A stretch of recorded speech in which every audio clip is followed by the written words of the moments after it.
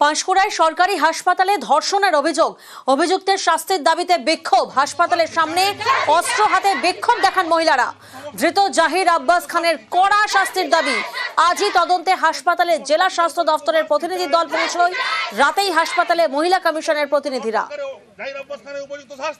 অস্ত্র হাতে তো বেরোতে হবে, অস্ত্র হাতে না বেরোলে এবারে মেয়েরা তো ছিঁড়ে কামড়া করে খেয়ে নিচ্ছে। মেয়েটার যে ক্ষতি করেছে সেটা সঠিক বিচার হয়, নিরপেক্ষ তদন্ত হয়। এটা তো শুধু একা নয়, নিশ্চয়ই এর সাথে অনেক লোকই জড়িত, এটাই আমরা চাই।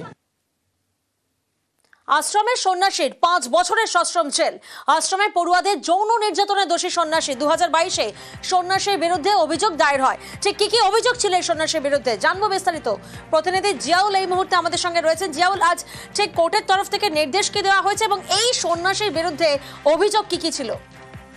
দেখো, অভিযোগ হচ্ছে সরদা 2022 সালের 8ই আগস্ট অর্থাৎ একটি যে সেবাশ্রম, সেই সেবাশ্রমের স্বামী সত্যরূপানন্দর বিরুদ্ধেই অভিযোগ ওঠে যে আশ্রমে যে সমস্ত নাবালিকা ছাত্রীরা ছিলেন তাদেরকে যৌন নির্যাতনের অভিযোগ ওঠে, একাধিক নির্যাতনের অভিযোগ ওঠে এবং তারপরেই অভিযোগ পুলিশের কাছে দ্বারস্থ হয়।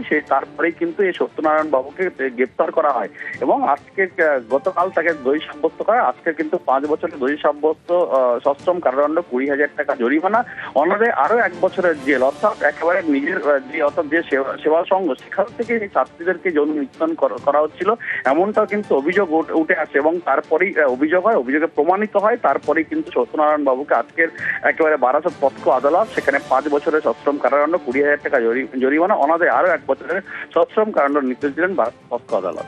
বেশ। স্বামী সত্যরূপানন্দজি, তার বিরুদ্ধে একটা অভিযোগ ওঠে, তার আশ্রমিক তাদেরকে কিছু যৌন নিগ্রহ বা যৌন হেনস্থা করেছেন। সেই মর্মে এই অভিযোগটি দায়ের হয়। গতকাল এই কেসে আসামিকে পক্সোর 10 নম্বর ধারাতে অভিযুক্ত দোষী সাব্যস্ত করা হয় এবং আজকে মাননীয় আদালত আসামিকে 5 বছরের সশ্রম কারাদণ্ড এবং 20,000 টাকা ফাইন, অনাদায়ে আরও 1 বছরের সশ্রম কারাদণ্ড দিয়েছেন।